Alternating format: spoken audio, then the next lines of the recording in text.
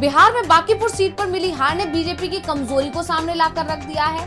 BJP के खिलाफ जनता में कितना गुस्सा है ये भी सामने लाकर रख दिया है और तो और बीजेपी के अहंकार को तोड़ दिया है। जेडीयू की तरफ से अब बीजेपी पर फिर से दबाव बनाना शुरू कर दिया गया है। सवाल किया जा रहा है कि नीतीश कुमार को सीएम पद से नहीं हटाया जाता तब नतीजा कुछ और ही आता।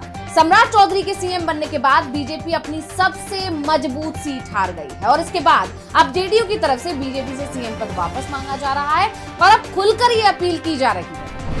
कहा यह जा रहा है कि अगर नीतीश कुमार को वापस सीएम पद नहीं मिला तो बिहार में बीजेपी के लिए एक भी सीट जीतना बहुत मुश्किल हो जाएगा आने वाले समय में और ये बिहार में बांकीपुर विधानसभा चुनाव के नतीजों में दिखाई भी देगा। यानी बांकीपुर विधानसभा उपचुनाव में जो हुआ वो तो बस शुरुआत थी।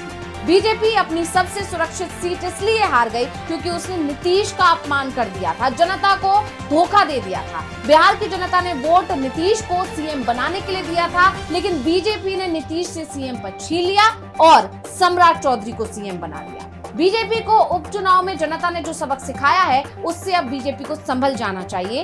ये अब जेडीयू नेताओं की तरफ से कहा जा रहा है। जेडीयू नेताओं की तरफ से ये भी कहा जा रहा है कि अगर बीजेपी को सत्ता में रहना है तो नीतीश को फिर से सीएम पद सौंपना चाहिए। तो बिहार एनडीए में मचे इसी बवाल को लेकर आज हम अपनी स्पेशल रिपोर्ट में करेंगे बात और क्यों जेडीयू नेताओं का कहना है कि जनता ने सिखा दिया बीजेपी को सबक, इस पर भी करेंगे चर्चा। नमस्कार, मैं हूं अंशिता।